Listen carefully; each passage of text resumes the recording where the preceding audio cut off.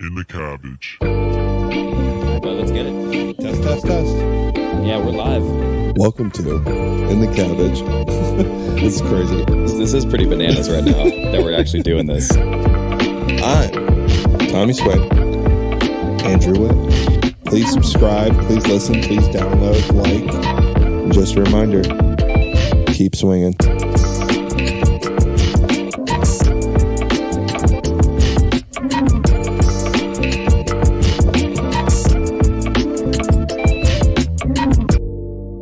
Heyo, welcome back to In the Cabbage. I'm your boy, Tommy Swain.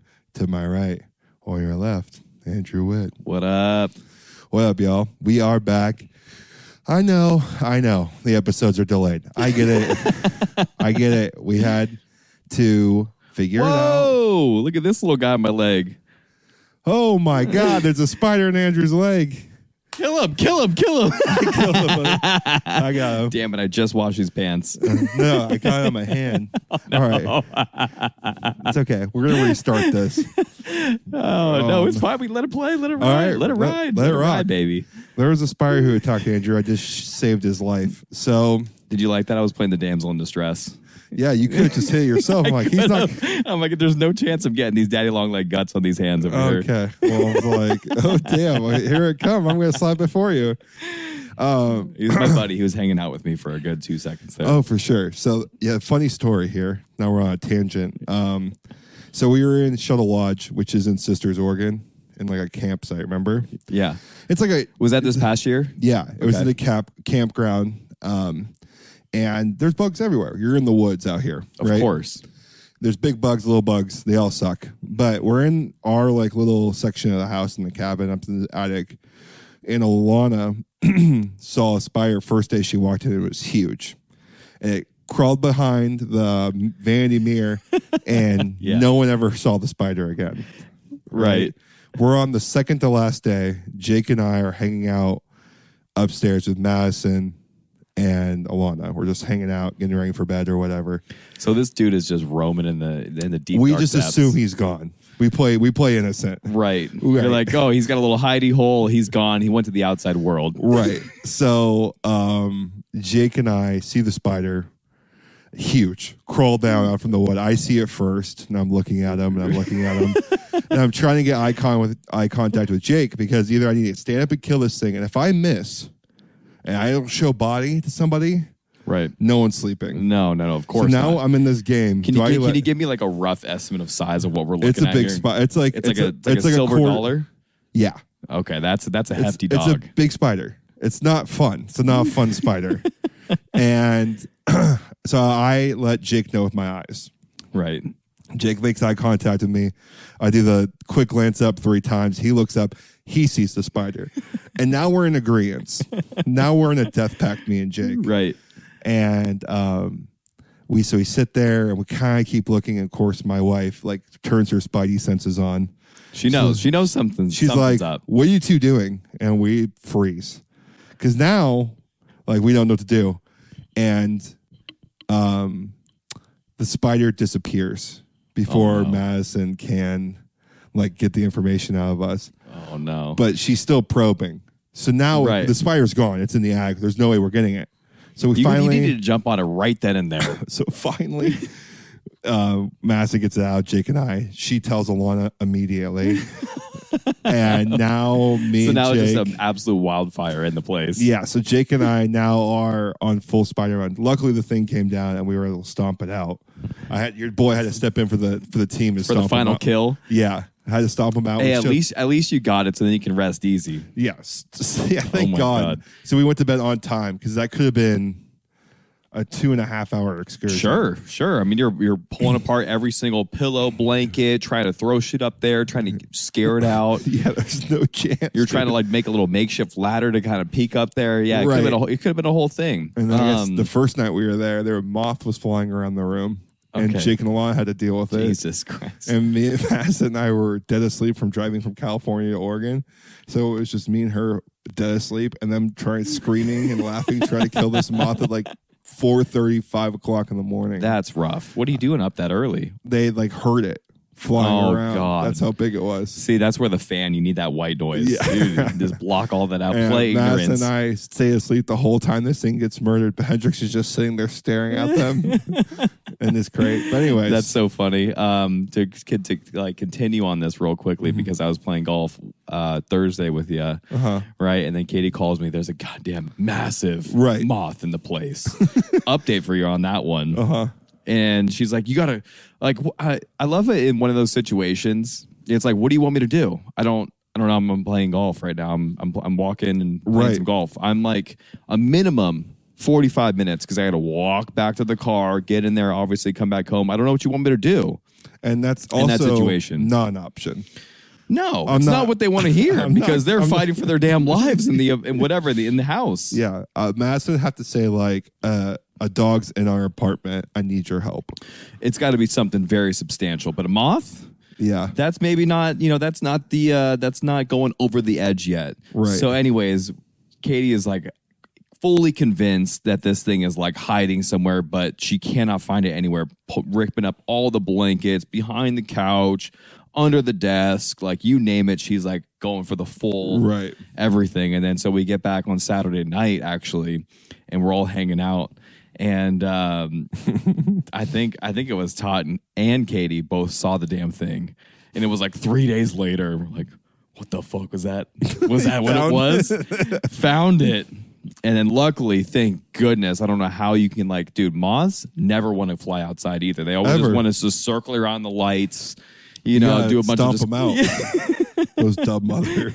We luckily just kind of just waved it and wafted it out. Nolan actually did this like weird like little moth dance thing. But anyways, Nolan got out of there. Nolan was our hero. Yep, just straight out the side door. He probably deals with crazy bugs out. I'm sure he does, dude. He's up in the middle of nowhere up there in Cali. Yeah. Good old Nolan. Yeah, man. So this past weekend, Mother's Day. Did you do anything fun with the mom? You know what? For the majority part of Mother's Day, I was violently hungover. Yeah. I mean, just in the worst kind of way. It was not even really like a 6 or a 7. It's more of like a 9.5. Where like I'm nauseous a little bit. Wow. Just so brain dead. Just drank for like 8 hours because we were actually even more than that. It was like 12. Dude, it was from 4 to like 3:30 in the morning. Like 3:30 to 3 in the morning or something like that, dude. It was obscenely long, but it was a lot of fun. So I'm going to back up a little bit because we were also going to Jordan and Kyle's wedding, which was awesome, super fun, really cool. It was a really well done wedding. My pops was actually officiating the wedding. I heard. How did you do?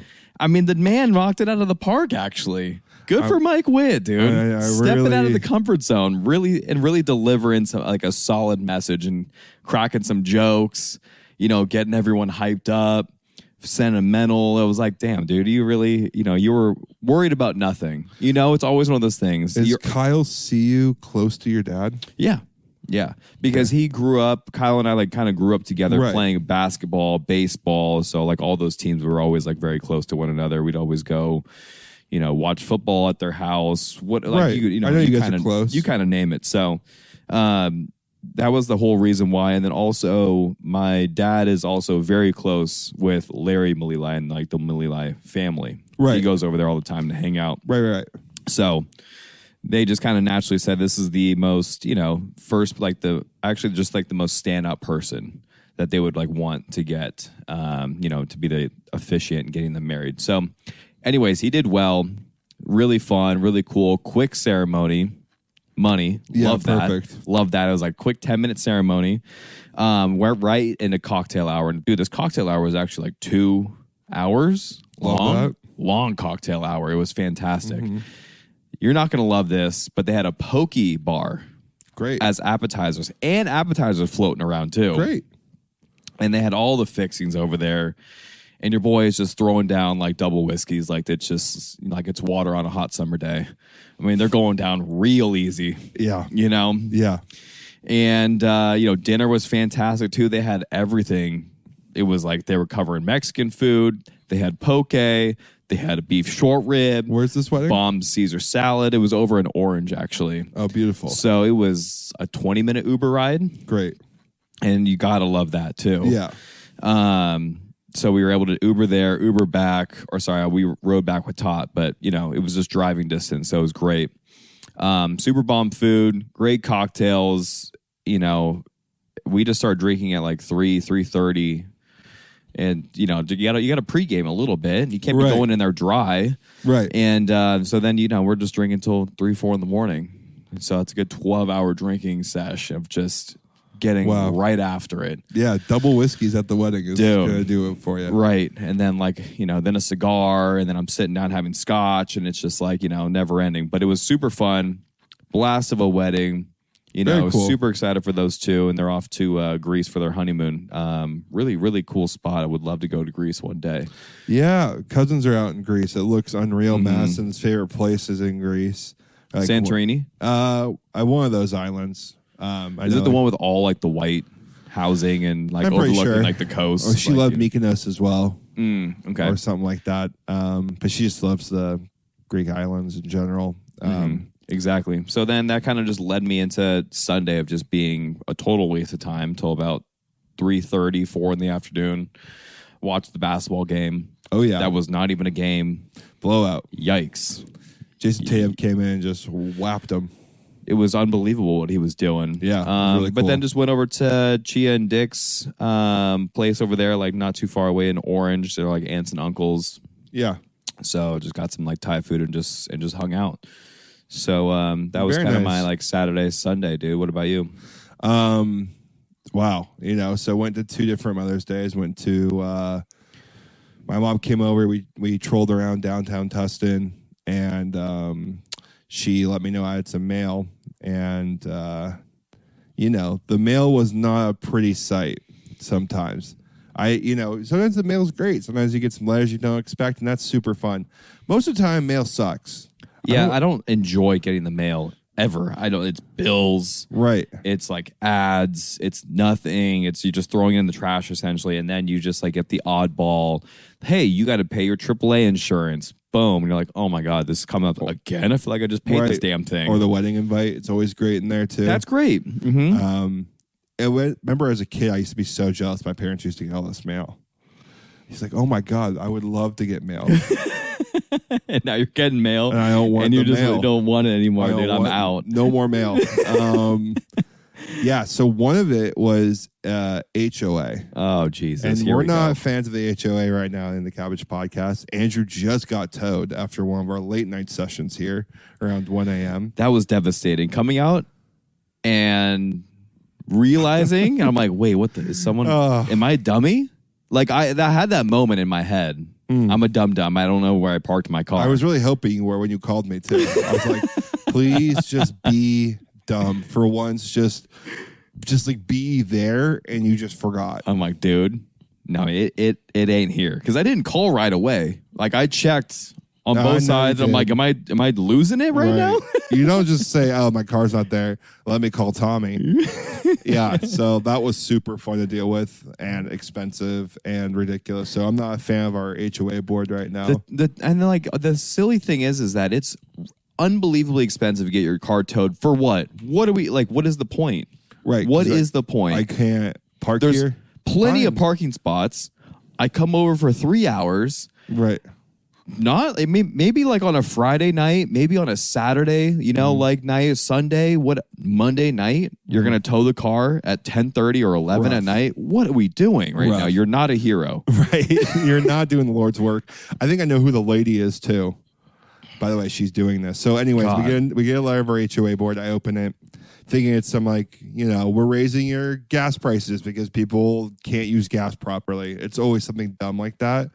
And it was a picture of a shipping label of one of the boxes we didn't break down in the trash, which I get, but the trash here is normally empty.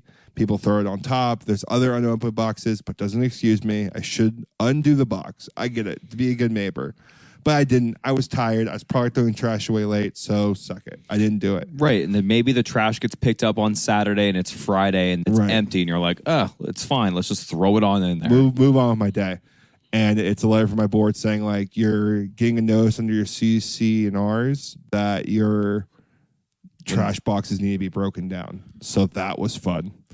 Was there like it's just a warning though, right? Right. It's just a warning. But the fact of the matter is someone went out of their way to take a picture, right, send it to the HOA board, and you're like, again, you're not saving any lives here. And it's like some old lady who's like got the think of your typical super snotty, uptight old white woman who's lived in this community for too long and wants it to be something. You've got some sick, twisted thoughts about this lady right now, huh? Yeah, you're like, and also we paid an exorbitant amount of money for this HOA.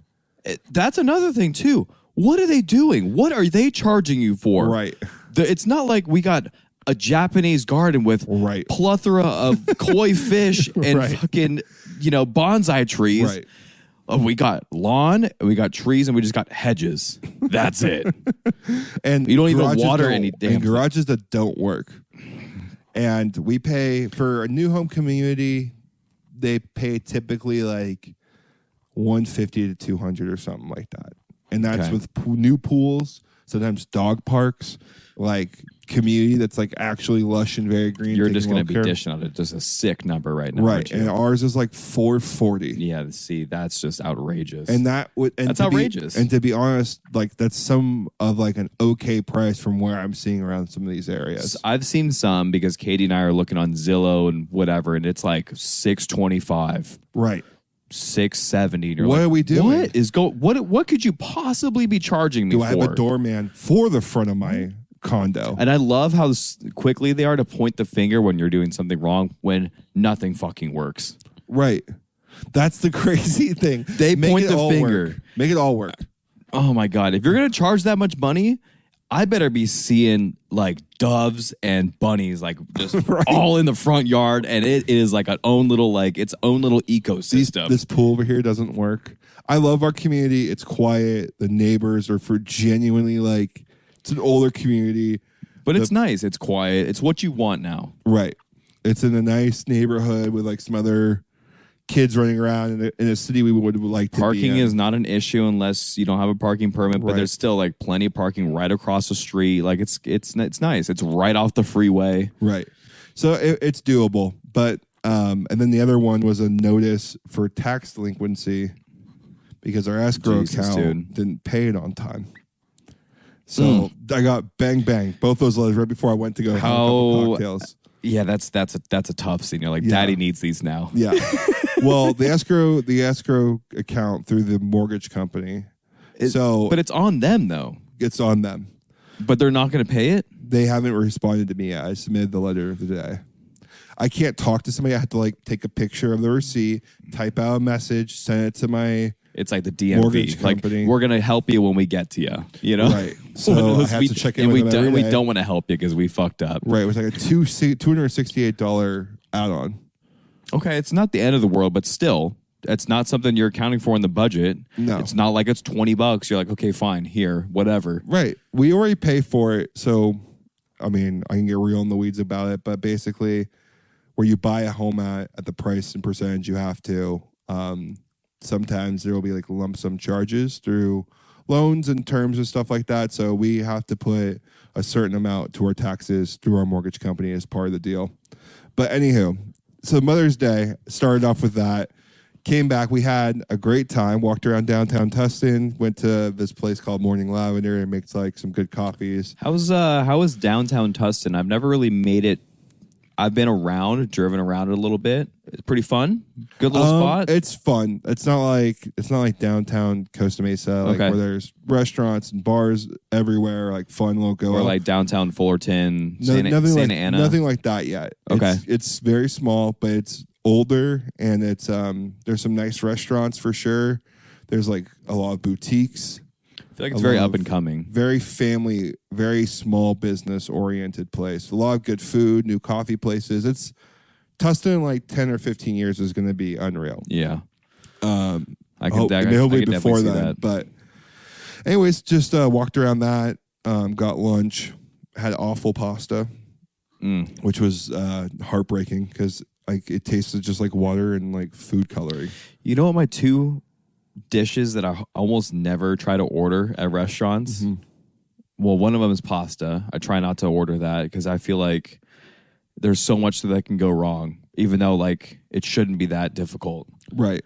Like it should be good. Pasta, to make good pasta, I feel like you just need a couple of good ingredients and you're there. You're fine. You're And 90 some technique. You're 90% of the way there. A little bit of technique, you're good. Right. That and steak for me. I usually don't really try to. Right. And I'm with you on that. I like Italian restaurants a lot, so I try pastas I normally don't try to see how they're doing it. It's more like a compare and contrast type of vibe. I see. And they had like a vodka pasta that legitimately was just like water, red food coloring. Oh, that's I was like, how dude. you mess up vodka pasta that bad?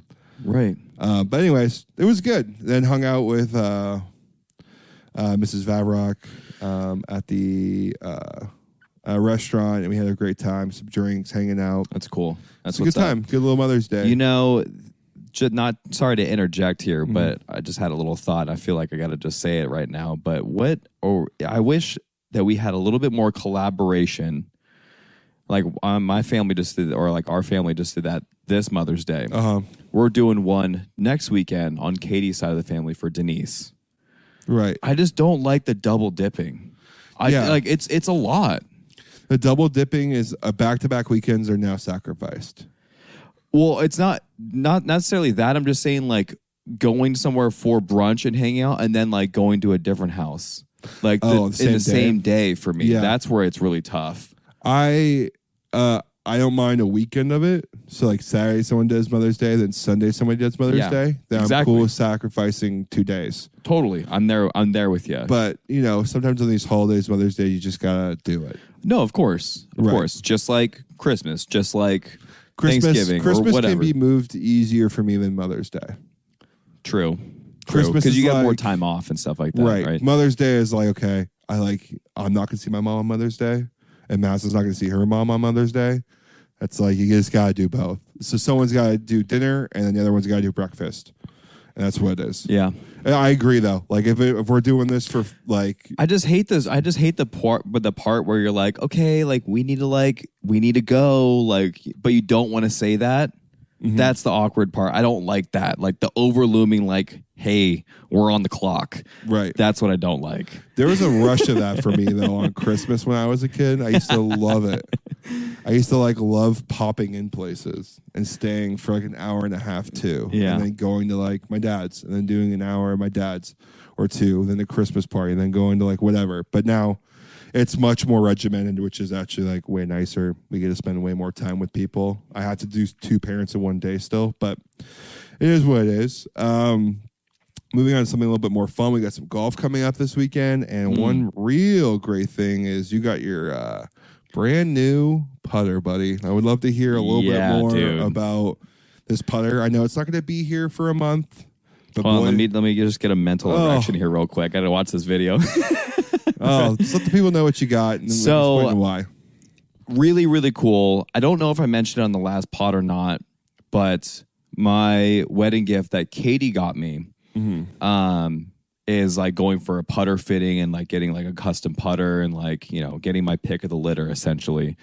If I had that though, I would probably grab something out of like the custom bin, but that gets a little bit outrageous in price. That's actually insane. But we went over to Club Champion over in Newport on Friday, got to pick out a putter, and what a cool process it is, dude. It blew my mind. Putter fitting is super, super fun.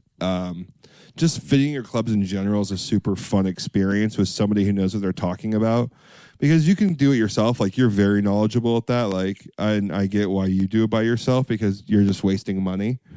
Because you know what you're kind of looking for. I don't. And nor do I trust myself. I would always have like this doubt of like, I don't know. You need the expert there to be like, yo, this is what you should be getting. Here's the direction we should be going. And you always gotta be, you always gotta know a bit what you're talking about though. It always helps. So you can there's some crookedness out there that can happen. I suggest there's a golf digest of like the 50 or 100 best club fitters that get released every year.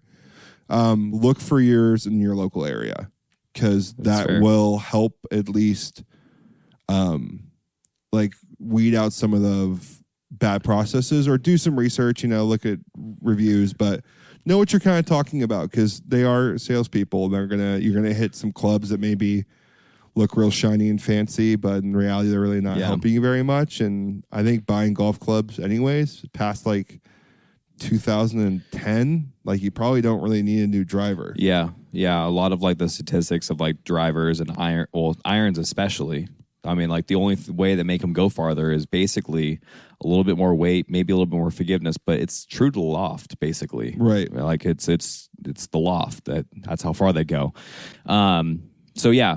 Anyways, I think that's a good little tip for anyone that is like going to get fit, wants to get fit. Yeah, do your homework for sure. Because you're gonna spend a pretty penny on this. And it's not like you're gonna be going in there in the next year and like getting it done. You know, if you're gonna go in for a driver fitting, it's gonna last your driver hopefully 5 years, something like that, unless it like snaps, breaks, whatever. Irons, you can play those bad boys for 10 years if you want to, right. 15, 20 years.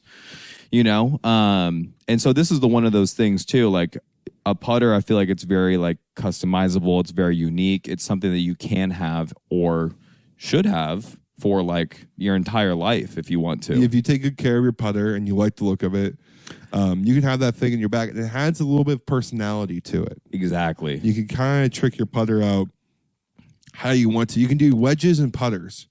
Irons you don't want to do too much to. Drivers you don't want to do too much to. And wedges and putters, you can kind of stamp and do all this fun stuff to it. Exactly. It was really cool.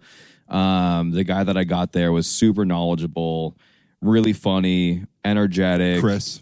Yeah, the guy Chris over there at Club Champion. What a really good fitter. You know, we're just like shooting the shit the whole time, talking golf courses. And he's a huge nerd about the golf too, which you want. You don't want someone who's like it's a 9 to 5 for them. They're clocking in and out because it's your passion. You want someone to be passionate with you. And he's like geeking out because the first thing he said to me was, "Hey, that Wolf Creek head cover is looking pretty fresh, dude. How was that course?" Right. And I'm like, oh, okay. So he just knows exactly what's going on right here. And I was like, oh, went over there for your bachelor party and played it for that time and blah, blah, blah. And, you know, so like he just gets the ball rolling. The fitter was great. And I didn't even know, I've never seen anything like this before because they hooked me up to like this little like, you know, GC quad machine, but for putting. Mm-hmm. And so you just data captures, 7, 8 putting strokes. You know, you get to look at your club path, the way it's launching, spinning, you know, all of like your angles and like, you know, there's a very specific launching window, right? Just like a driver would be for like optimal distance. Right. Same thing for putting. And so he basically like, you know, this is the reason why you're doing pulling and pushing putts is because your lie angle is a little off. And you're feeling like you have to like, you know, close the club face, open it to like make up for the lie angle.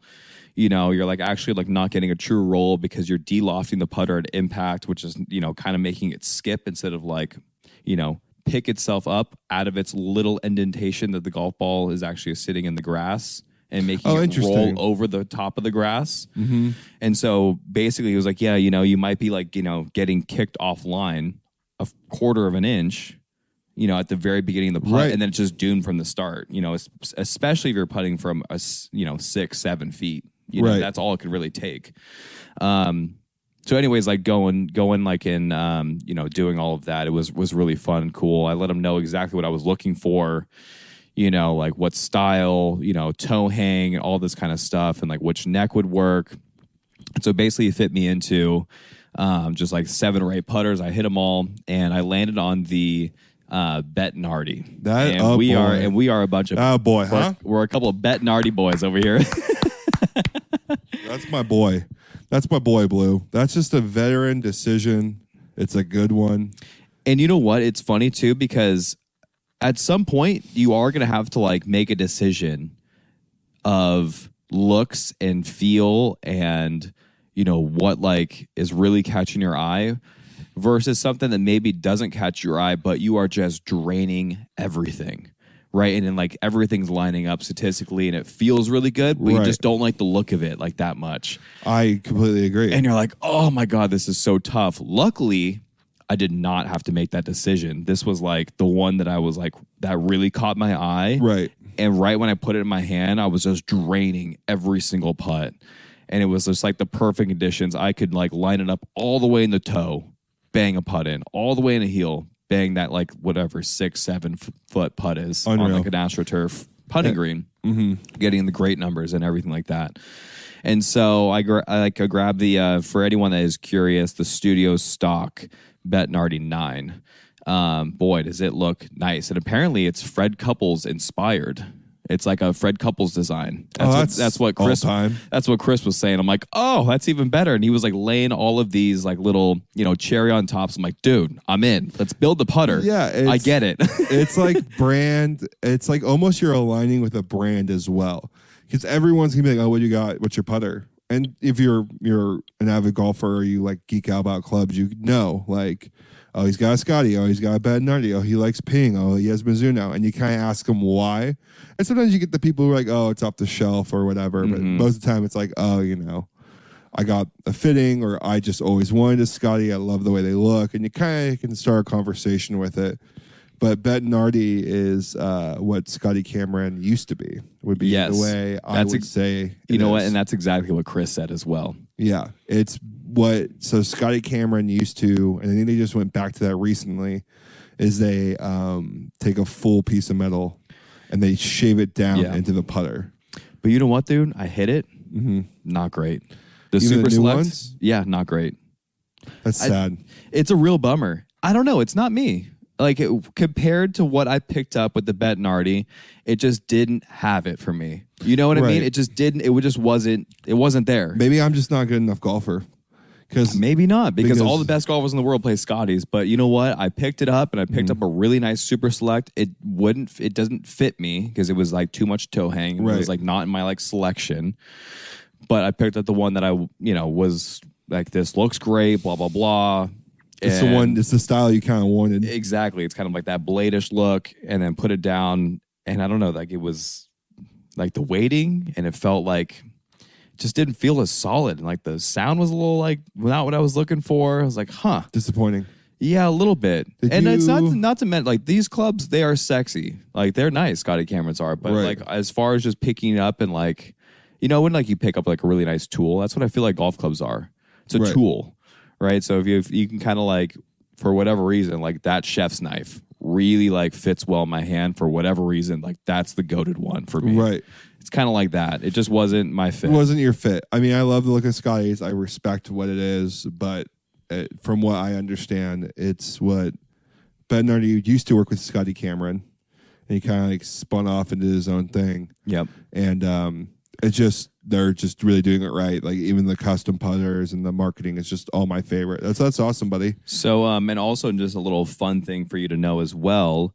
So Swag, do you know Swag putters? I've heard of Swag putters. Okay, Swag is I showed you one. They're the one that you have the super crazy looking one, right? Maybe that's Lab Golf that you're talking about. Golf, okay, yeah, not that one. So Swag is the one that Fat Perez got a custom putter from Swag. Nice. And that was a branch of Bettinardi. One of the dudes from Bettinardi left and is now doing Swag putters. So food for thought. If you're like in the market, or just like kind of keep a lookout for them. So if you like Bettinardi stuff, they could be rolling out some really good things. I got to hit the Swag putter.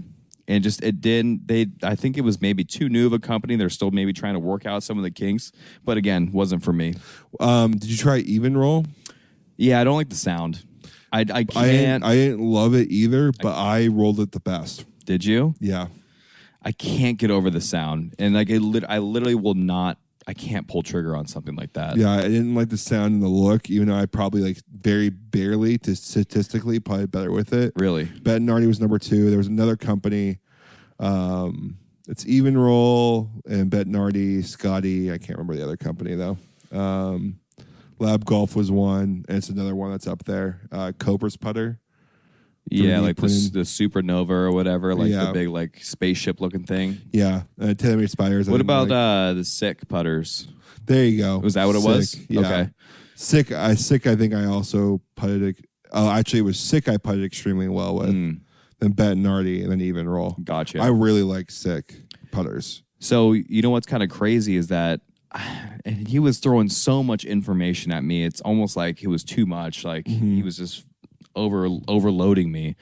But apparently Sick is now accompanied with, and I'm going to butcher it, and I don't know what it is. Whatever, it's like Toulon or like Odyssey, and so they combine. So the first one that he showed me was a Toulon putter, and I commented like on like the stability shafts and also the Sick putter.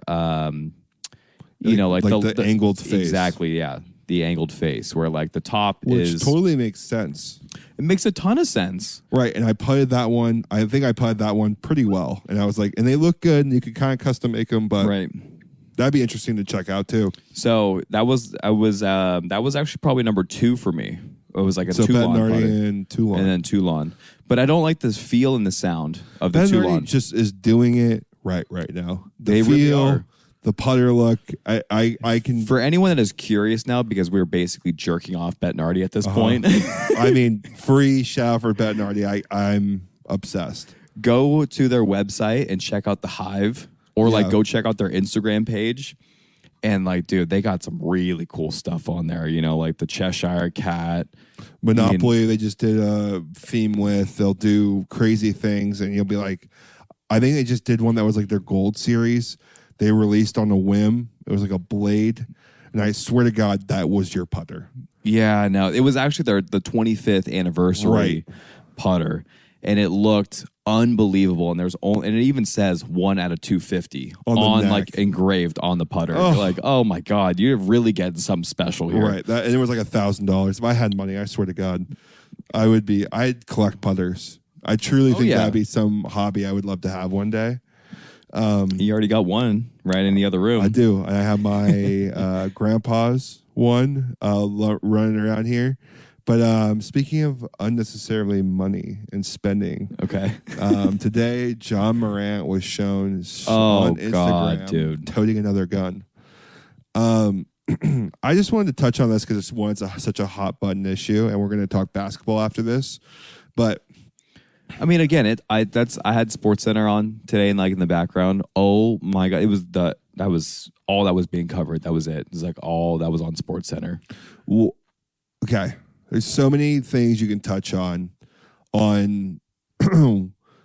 how bad it was. I'm going to touch on a point here that maybe I haven't heard much narrative about. Ja Morant makes close to $30 million a year. That's more than most businesses' revenue. A $30 to $50 million budget a year for a company, they're bringing that in, is doing well. Yeah, and they have like a full staff and like overhead and like blah, blah, blah. That's a business. Ja Morant whether he wants to believe it or not, is under contract and is a walking business. He's the CEO of Ja Morant, Inc. Yeah. And to put in perspective, representing himself and his buddies and his probably some family members and his shoe deals and his clothing brand and his Powerade, brand. Nike. They just released a shoe for him. Right. He is Ja Morant Inc. He's the CEO of a multi-million-dollar company. To put it in perspective, Disneyland Corporation, they pay their CEO $29 million with incentives. You do not see the CEO of Disneyland toting a gun. Because if he did, he'd be fired. Instantly. Yeah. On Instagram Live, dancing with his buddies. And the CEO also, of mind Disney, you, Ja Morant's doing this right after a basketball game, like 3 hours later. And also, the clip that just came out today was in broad daylight. Right, driving around. Yesterday. Yeah, driving around in his car with his buddies. It's his first issue. It's not his first offense.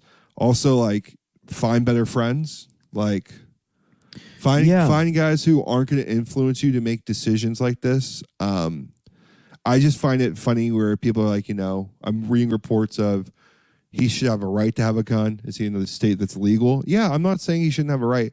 But the problem is he now is a business. Don't be waving that thing around like a churro, Like, like what are you doing? Holster that bitch. Right. It's just, to me, it's not a matter of gun issues. Yeah, it is. It's all these things, but I think it boils down to like, why are people so like, what is he doing? Why are these punishments the way they are? It's because he is like a CEO of a company, and he's toting a gun. So to piggyback on your point here, because you're making a really good one, and yes, like he is like the face or like one of the faces of basketball, and like people can look up to him, and especially if I heard a little segment today where Richard Jefferson was kind of going off on Ja Morant, and they asked him for his analysis, and he said, "What analysis? What do you want me to say? It's wrong. Like, I had my kids that were 6 and 8 years old. Daddy, is that Ja Morant? Is he waving around a gun? Why would he do that? Right. Why would he do that?" And Richard Jefferson would say, "Dude, I don't know why he would do that. I don't have an answer for you. It's not smart." And so again, it's one of those things where it's like you're creating such a bad image for yourself, and it's your company and it's your sponsorships, and it's, people are looking up to you because, you're like, could be like the next Michael Jordan for some person that like really likes your style of like basketball and wants to like emulate him. I heard some compliments today from some people saying he was the only other person they've ever seen what Ja Morant do is Derrick Rose. I would agree with that. Like, that's the last person who's ever been able to do what he's doing. Mm-hmm. And everyone loved Derrick Rose. And he says that, he has that finesse and that part of his game to him. I'm just saying, dude, like, just think of it as, it's just, you're not, it sucks. But when you're that famous and you're that talented and you want a certain thing in life, which is millions of dollars and recognition and being an athlete and being the public eye, you have to start carrying yourself as such. Yeah. And this is one of the things that I want to shout out LeBron James for, because the man I don't think he's ever slipped up. He misspeaks, and he he's really political, but like, we're not talking like he hasn't had domestic abuse. You never heard of him getting arrested. You never see him out at nightclubs toting guns with like a bunch of people that he shouldn't be with. Right. Or with like a bunch of women. Like, if he is doing that shit, he's kept it real under wraps. But for the most part, like, there's no way. And kid was in high school in Ohio. Went to school in Ohio. There's like, also just no way to actually like escape from that. If he was doing that, there's like no way. Everyone's got cameras. Like everyone's got phones. Like everyone's gonna just know instantly. Right. He doesn't have. It's just you are a different person now when you want these things, and you just have to unfortunately grow up really fast. Mm-hmm. Like LeBron James was never a normal kid. He had never had a normal high school career. He got called like the king or the greatest ever in high school, like the king, the next thing. Mm-hmm. And like in high school, has lived up to every expectation. Yeah, and that's just like such a hard thing to do, because again, all eyes are on you at all times, and you're 17 years old. Like, that's wild. Like, you're coming through like high school basketball your junior year, and like you are the talk of the entire sports world for basketball. Mm-hmm. The fact that he's like, never had anything going wrong like that, it's just crazy. But like, I heard he went and took classes on how to like, conduct himself in interviews, and like how to like, spin questions and like use it to his like advantage, and like, boost up his teammates and all that kind of stuff. It's just awesome. And Ja, I really hope he can figure out what's going on and just realize that he's just not a kid anymore. He's a man. He's a leader he's the leader of a company. He needs a leader of a basketball team. It's time for him to either step into that role or move aside, because either the league's going to leave him behind or he's going to get like cut. And teams are going to keep giving him a shot because he's really talented, but at some point those things run out, and he seems like a competitive person. That's why he's here. That's going to eat away at him. Like, what if is always going to kill an athlete. Totally. More than anything else. Agreed. So don't leave any what ifs, Ja. Just be better. Just holster that thing, put it away, leave it in your room, whatever. Don't let your friends have phones. If they come over to your house, tell them to give you all your phones. Yeah, or just stop. Just I stop. Do you like getting $30 million a year? Right. Just like go do something that's like go travel to Europe. Go do some, like, bring all your boys to Europe with you. Yeah. Go do that. Like, I don't know. Just Like, there's other ways. I don't know. Anyways, back to more basketball here. The Lakers and Nugs conference finals coming up. Tip-off is tomorrow, and boy, I cannot wait. I've been itching for this right here, and quite frankly, stoked to be here. Wow, what a turnaround. What a turnaround. Rob Pelinka, great job. I still don't have full faith in him, to be honest. I think he kind of just pulled magic out of a hat. I really do think he hit. I think he kind of got lucky, but it's working, so he kept his job. Darvin Ham's locker room presence, I feel, is bleeding into the locker room now. I'm seeing guys emulate and act like Darvin Ham. Have you noticed that? Like, they're very about the business now. Very Ham-like. And I'm all for that. Right. There's not much tomfoolery with his Laker organization. I'm all right for now. it because, historically, in the more recent history, Laker basketball after Kobe kind of lost a little bit of its, like, lack of a better word, like just some angst. And it's like, we're here and we're the Lakers. And we're like here to play some basketball and get our shit done and like put on a show. Right. And play with some energy. Right. And he's bleeding through that. The 5 starters for the Lakers from the last game, I really enjoyed. Same. Yeah. But it has to change. Okay. The series can't be the same. Because we got Jokic, right? Gordon, power forward. There's a small forward, can never remember his name. Contavious Caldwell-Pope. He's a shooting guard, and we have Murray, and there's a 3 guard that is an absolute shooter. He's like 6'10". I can't remember his name. Michael Porter Jr. That boy. Wow. Just that a boy. Let's go, baby. Michael Porter Jr. I love that from you. Those 3 guys, Aaron, Michael Porter Jr., and Jokic are all tall. Michael Porter Jr. actually shocks me a lot when I like watch him play basketball. He's like it's 6'10". It's like, whoa, this dude is massive and he is flowing out there. So you're gonna How old is he? Do you know? Is he like 24, 25? I think they're on there. 25, 26. Again, just a special young player. He's solid. We can either go 2 ways with it. We can either go back to our original starting lineup and we get Vanderbilt back in there and we absolutely lose all offense from him. Or, which is what I prefer, we put Hachimura in. Yeah. And we have Austin, we have Hachimura on Michael Porter Jr. I love that. I think that's a great play. You're going to lose a little bit of size to him, but if Michael Porter Jr. is going to beat you out of Jokic and Murray, that's who you're going to lose the series to. Then we can make some adjustments, go Vanderbilt, go defense. We have some options, but I feel like Hachimura earned the start. He's also just shooting 60% behind the 3-point line this entire playoff series. And I don't know why we haven't seen him more 3s set up for him. He's the highest percentage 3-point player in the playoffs. Maybe what he's got is perfect right now is just, he's not a running off screens and firing 3s kind of player. Maybe he's just the guy who catches on the wing when LeBron drives it through the paint. He's just able to knock down like a wide open 3. Great. That's his game. Right. And let's stick to that, but let's just give him more minutes. Yeah, give him more minutes and give him more looks. We got to start going to his side. I think we match up way better with the Nuggets than we do the Suns. Yeah, I thought that too, but also just the Nuggets are just really solid. And we're really solid. We are really solid. And their best player is our best player. Yeah, I'm going to be loving this whole Jokic and Anthony Davis matchup here. I think it's going to be one for the ages. It's going to be really fun. It's going to be unreal to see. Last time Anthony Davis hit like a fadeaway 3 in the bubble to beat the Nuggets in the series with the black Kobe's on. Oh, I would love for them to come out game 3 or game 6. If it's a closeout game, you bring out the black jerseys again. Yeah, that would be They haven't worn them. I don't think sick. they've worn them all season. I think they almost retired them.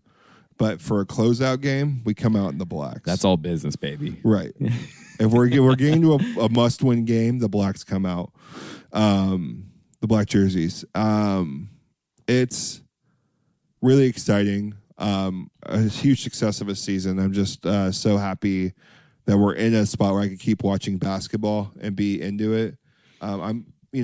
Only concern is how if we have to give Jokic points or assists, he can't get both. So yeah, that's you gotta fine. make him not score. Yeah, I know. But if he's dishing, then everyone's just banking in 3s, dude. Yeah, but our defense is good enough to make sure he can't score. Yeah, I'm with that. We gotta let Murray try to beat us, or we gotta let Austin Reeves will be on help. We defense. gotta make the should be 3-time MVP dish the rock. Gotta let him dish the rock. Yeah, we can't let him drop 40 points on and shoot 64% from the field and work AD up and down the court because he could do that. I also really want to see. I do want to see us on the offensive end. Yes. Let's start running a bunch of pick and rolls and make Jokic step out and defend a lot. Because I know how many pick and rolls we love to do. Make that guy just go up and down the court, guarding pick and rolls, stepping out on our shooters, having to crash, go back down in the lane. You got to make this guy work on both ends. Yeah, you're basically betting this who has a better motor, AD or Jokic, and I would say AD is a better motor.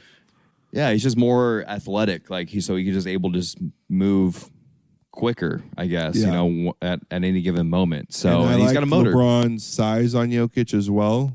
I don't mind it. And LeBron's still quick enough to get around Jokic. I feel like Jokic is just going to shoot over him. So it's got to be I'm AD. talking about Jokic D on LeBron. Okay. I like that matchup for us. I do too. And you know what I also heard too is that Mo Bamba, he actually, I think, had an ankle injury, if I remember correctly, from listening today. And so they're actually saying that he's going to be working his way back into the lineup potentially. That'd be huge minutes for us if he can get a breather. If he could go in there for 12 minutes and just make Jokic's life hell. Dude, go in there, take 4 or 5 fouls. It doesn't matter. Just make his life hell and just grab he's grab athletic, big boy. Dude, he's 7'5". Yeah, he can get under Jokic's skin. Come in here, be impactful, Mo Bamba. This is for your contract next season, big man. Get in here, you play well in these next whatever amount of games in the conference finals and the finals, and you show out, you will have a contract next year. Guaranteed. 100%. Guaranteed the Lakers are looking for a backup center. They want one. They want one young, and they want someone athletic who can keep going. I think Mo Bamba and Anthony Davis would be an amazing 1-2 punch. Unbelievable. Because you don't need much offense anymore because we got D'Lo and Reeve. We got a ton of weapons, dude. Right. Tons of weapons. We don't need any offense. We just need boards and physicality in there. Right. Just come in here, do the job, get the job done for us. So I'm really looking forward to this series, dude. It's going to be a fun one. It's a series that makes me worried because the Nuggets look great, but if there's a team that's going to go up against them, I love to see the Lakers in a little bit of a run it back series of 2020. Predictions? Me too. Dude, they got home court advantage. We gotta again. It's gonna be. I think if we're gonna win this thing, we got to get one of the two at Denver. Have to. That's what the Lakers love doing. That's what they've done the last two series. Right. That's exactly what they have to do. They have to do it, and they have to clinch it in Game 6. That's my prediction for us winning it. I think Game 1 could be extremely important. I think Game 1 of this series, if we can steal it like we did Golden State, we got to come out and just punch them right in the mouth. Then you can take I feel like the Lakers, it's an unspoken not thing they're talking about, but I think when we've both won the first games of the playoff series, we've taken the next game off. So we've gone one game. That's fine. On one, we rest the second game essentially, and we win 3 and 4. Yeah. We go to 5. We take a huge L. Right. Blow them out Game 6. That's a great strategy. If that is an unspoken thing. Is an unspoken rule, because I don't know how Anthony Davis is going game on, game off. I don't know if it's now. So first game, he's probably going to be on fire. It's tough turnarounds, dude. Yeah, you're going to be. You're on 4 or 5 days rest. You're going to be hyped up for the Western Conference Finals, baby. Oh yeah, AD's going to come out firing, steal the first one, rest the second one, win 3 and 4, lose 5, Game 6, black Lakers, clinch jerseys. that boy at home. And I'm not going to give it an alternate scenario, which is not at this point. I'm not going to share it. Let's just get it in 6, baby. Get in 6, and let's get Boston in the finals. And let's have ourselves a final. Let's get through the Western Conference first. Let's have ourselves a finals. All right. Well, that's all the topics we have here, but we got a couple of our segments here. We're going to start off with a little betting segment, buddy. Why don't you bring us into the club or PGA Tour Championship? Yeah, we got a big one coming up this weekend, and quite frankly, I'm actually surprised We were just talking about this a little bit ago. We got to get a little bit more coverage. You got to get a little bit more commercials. I know, like, maybe I'm just not on the right channels or whatever, but I feel like the Masters is tenfold to what everything else gets. I'm not talking if it's like, the AT&T Byron Nelson, like, okay, that's, whatever. It's okay. I'm talking open major champions, like championships. Let's get some more coverage out there. Let's get some more publicity. Let's hype this thing up a little bit more. Right. Do you even playoff basketball? I didn't see a commercial once on ESPN. Right. Like you got to start. I just started seeing commercials tonight and this week for it.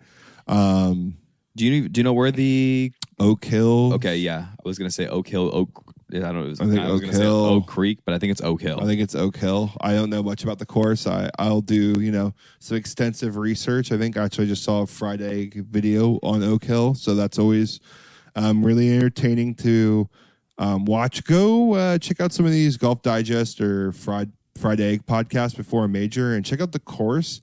And you start to realize how crazy some of these courses are, the distances they're playing. Oh, yeah. We love those, actually. We go on, like, Golf Digest or whatever, like, the YouTube channel is, and you can do, like, course flyovers. And, boy, do they get you hyped up because they get, like, a full narration going on, give you a full history lesson on the course. Right. Where the trouble is, and they'll give you, like, detailed stats as well. Like, the number 4... the long par 3 was the third toughest hole on on the weekend last year when this tournament was being held. So fun little tidbits of information, kind of gets you a little bit more up to speed. Anyways, we got a little sidetracked here, but just really looking forward to the major championship golf. Little bummed the big cat's not going to be playing in it because of that surgery, cleaning up a little scar tissue. Always look forward to seeing him play. Screw popping out of his yeah, and that and scar tissue. And he fused his ankle. Yeah, I know. It's just a real bummer because he's now going to miss all of the major tournaments this year. It's just at this point, buddy. I know. I think it's time for the big cat to hang it up. Yeah, well, if he wants to come and play, let him play, dude. Let him play. I agree. Nothing but I want the big cat out there. But I just, for his own health, I'm like, dude, he can only gimp it so many times out there. I love it. I love the heart. It's so great to watch. But I would love him to take a cart, or it's just hard to watch. You're a person you like to watch play golf, like one of your favorites of all time, like be hurt like that. Same thing with Kobe Bryant when he tore his Achilles. You're like, dude, it's all good. Yeah. Anyways, but going on to this, his game. That's the only bummer part. Still, everyone says when he's on the range, he hits it better than anybody else. He hits it super far. There's moments of flashes of it. You're like, oh, there's Tiger. And then, if the weather's not great or there's, he's not God playing forbid too it's hot. it's 67 degrees outside. His back's going to be super tight. Whatever. Hills, you walk, whatever. Okay, but anyways, dialing it right back to the Zurich, because that was the last little betting thing that we did, were the pick'ems. I took the cake on that one. Not by much, but I believe I'm up by 6 overall now. So it's still a very, very tight race going into this tournament here. Could be all the difference right here. Could be all the difference. I feel like I drafted a little bit on the shaky side, but not shaky as in just not as many big names as I wanted to go to. But that's just kind of the You're fun. Hoping for some big games from some people who haven't played. I'm hoping great. I just look really smart after this weekend. I really know what's going on. Really dialed in. Because I got because I won last week for the Zurich, I ended up going first here. So that 1 through 15, 16 through 40, and then rest of the field.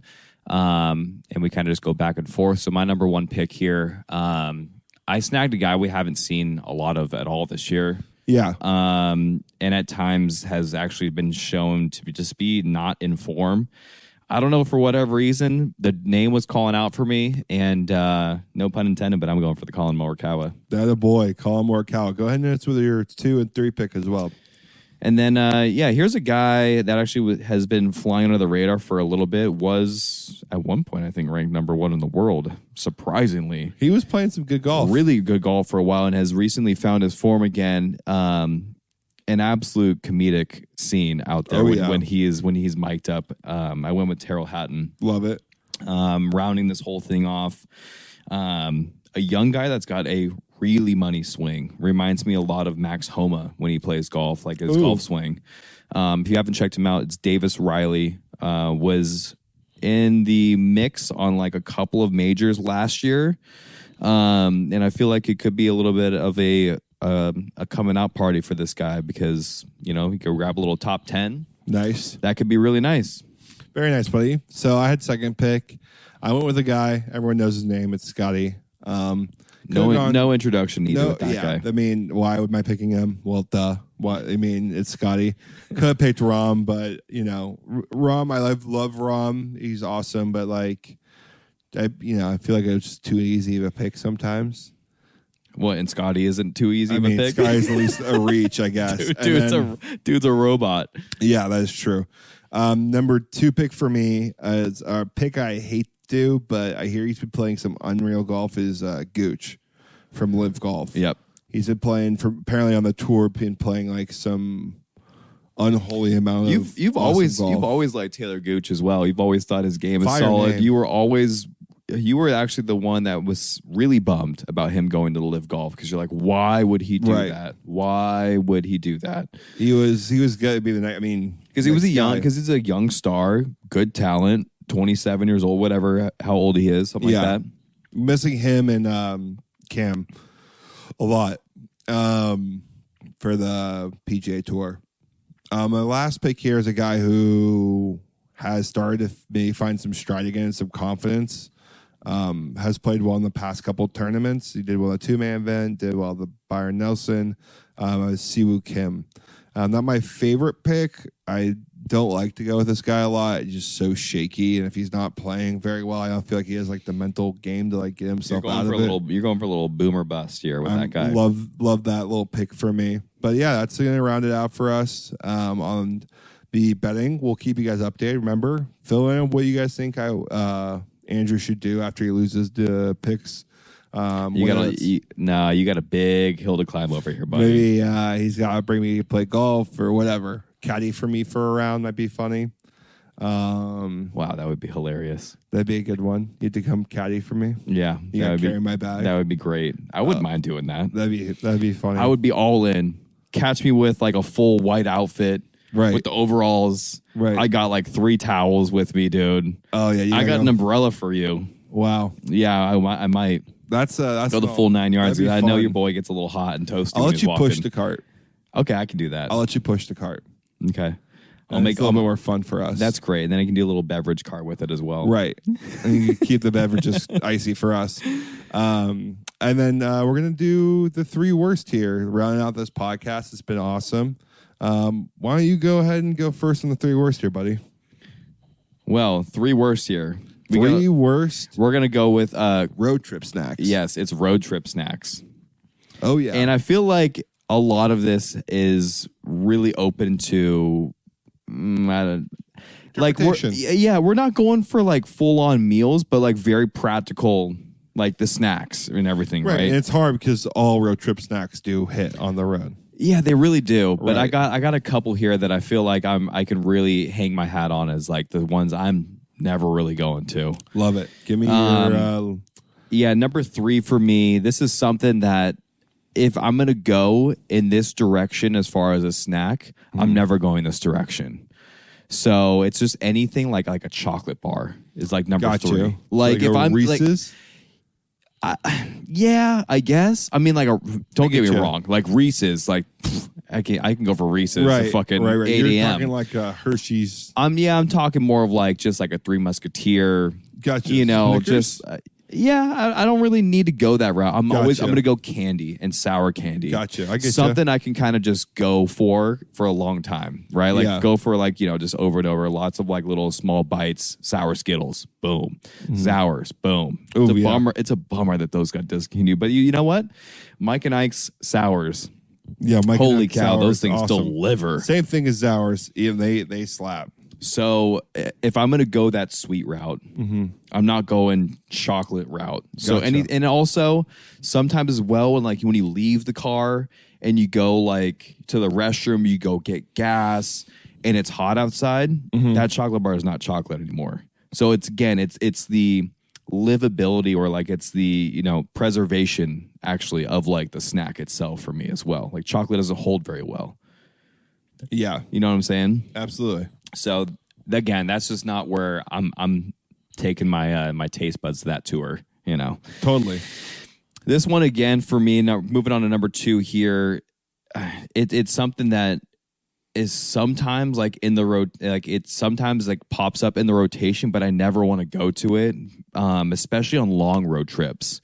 And long road trips, like I'm going up like camping or something like that, and you're like going for like 7-8 hours, going to the mountains. Like it's a long trip, but it's just like it's like half-ass sandwiches for me. That's number 2 for like me. Gas station sandwiches. That, and like, you know, you get like a pack of turkey and then like cheese, and you got like white bread in the car, like just in the car, and like mustard mayo. Like at that, to me, like let's stop. If we're gonna go make a sandwich in the, let's just stop. Yeah, I got you. That's my number 2. Right, you want a decent sandwich. I understand. Exactly. If we're gonna go more entree based, we're stopping. I can't do like the little on the road, on the go sandwiches like that. It gets soggy, mushy. The bread never holds up. It's just not. It's never something you want to go to. And number 1 for me, I got cheese on here is my number 1. Well, you can't even do cheese. But it's I can't do it. I love cheese, but it's not, again, it's how well the snack preserves. Okay. That for me, when you're on a road trip and you got like a Lunchable and you're on like hour 4, you know, like now being in the fridge. Right. Is that really what you want to be going to? No, I get what you're saying. Okay, cheese and crackers, like, and like, or like mozzarella, like you know, like string cheese. Oh, I love string cheese. But warm string cheese, though? No, warm string cheese. See, that's where I'm going with that. So, like, that for me... Got you. That's the no-go zone right there. It's just cheese in general. It's got to be, like, eaten right there at the beginning, but when I'm thinking road trip snacks, I'm thinking halfway through hour 3, 4, 5, you know? Gotcha. That's where my head's at. Okay, I get what you're saying. That's a good list. That's my list right there. Wow, I didn't really hear a big peep out of you. No, that was a good list. I think... You have to be so nitpicky with this, so it's getting hard. If you're like, yeah, I hate like an ice cold Gatorade, like then I'd be like, okay, well, we have issues. But I mean, I don't like cheese. How am I supposed to argue that? Mine's gonna piss some people off. Oh boy, I like nothing but like absolute junk on a road trip. I don't like. Yeah, I knew you were going this anything route. Healthy whatsoever. So number 3 for me is water. Okay, I have to drink it, but I don't love water on a road trip. I want coffee. Can I get another honorable mention though? Because I'm gonna throw a flag. That's not really a snack. Okay, it's not really a snack. I get it. That's a beverage. It's a beverage, and it's water. I get it. It's like barely like you can't really call water a beverage. Okay. Well, that's fine. It's a hydrating fluid. Let me come back to that then because I'll think about it. Okay. Number 2. I don't mean to throw like a massive curveball at you here. No massive curveball. I understand what you're saying. It's understandable. So then mine would be. Finish your thought though, because I feel like this does have some magnitude here. Right. I just rather have coffee or energy drink. Arizona. Right. Something that's sugary that I don't. With a little bit of caffeine. Right. Keep me buzzing. Right. Yeah, I'm right there with you. Okay. But water I'll do. Obviously, you have to. Number 2 for me is a healthy trail mix. Yep. Like something like out of the Trader Joe's column where it's like not even roasted, not or salted. Yeah. I need dry fruits fine. Dried cranberries. It's got to have like M&Ms in it. It's got to be peanuts and cashews. It's got to be really unhealthy. Give me this 10-pound bag from Costco trail mix. Right. Put me in front seat with that Don't give me like dried berries and peanut seeds. Walnuts and no. Thank you. No, thank you. Number 1, which I don't eat anyways, and let alone on a road trip, is dried fruit. Yeah. So like dried strawberries, dried bananas, people bring on road trips, and I'm right there with you. Out of it. For you, that makes total sense. I think you're absolutely wrong because it absolutely has its place. Dried mangoes. Ooh. Yeah, there's like slimy slug things. You get the ones that are also like sugar crusted, like dried mangoes. You're like, okay, these are hitting. Banana chips. those things are fire. Like, that's never what I'm reaching for on a road trip. No, I'm with you. Number 3 for me is going to be something a little out of left field. It's going to be an orange. Like a tangerine. Yeah. Because my fingers get all sticky and I'm sticky in general. Even though that's a great pick. Even though they do hit, your parents always have tangerines in the car and you're like, well, I'm going to eat it, but like my fingers are going to be sticky. It might suck and you got nowhere to get rid of it and then it just sits in your cup holder staring at you or you eat it out that thing out the window. See ya. But yeah, it's biodegradable. So that's the top 3. I like that. 3. I almost put in, I thought you were just going to go just fruit, just in general. In general, I went dried fruit because, if I have an apple, like apple slices are in there pretty good. Yeah, depending. An apple holds up. On a road trip, yep. Those are pretty fire. It's also nice when you're going fruit and chips or something like that. Right, that's a good combo. Like I'm sure your mom had some fire fruit in the bag. Oh yeah. My mom today told me one of her favorite snacks is canned green beans and canned garbanzo beans out of the jar. Yeah, out of the jar. Not out of the can. Out of the can. She picks it out of the can with a fork and just puts it into her mouth. Did you blow your top? Did you lose it? I've always laughed that my mom could get dropped off in the middle of the apocalypse and just live off of canned food happily. What? Yeah, I just don't. I don't get it. I love her. I told her I was going to talk about it on the podcast tonight, and she's like, "Oh, I'm just giving you material." You really are, I'm Vicky. Like, that's pure gold. Unfathomable how a person can do that. You know what that reminds me of? You should show her the clip. I'm digging real deep here.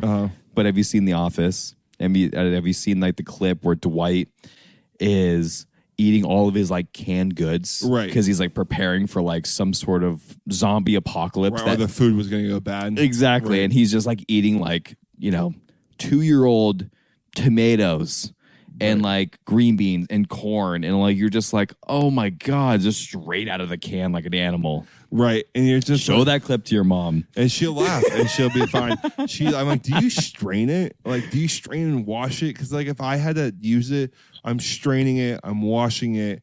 Jarred corn is the only one that's somewhat things that I've seen people use, but that's about it. It's just so, and she does a little bit of salt, a little bit of pepper, and she loves it. Oh gosh, Vicky. See, I'm gonna go frozen all day. Frozen all day. Not can. No, frozen all day. Frozen makes sense. Freeze that thing in its state. I still don't want it in there. No, but it's some actually say it's more nutritional value. Peas and corn. Yeah, I'm right there. I do peas and corn in the freezer. Peas and corn in the freezer. Those are two staples. Real acceptable ones. I'll go broccoli is an emergency one. Yeah, but I mean, how do you even reheat it? Microwave? No, just pan fry it. Okay.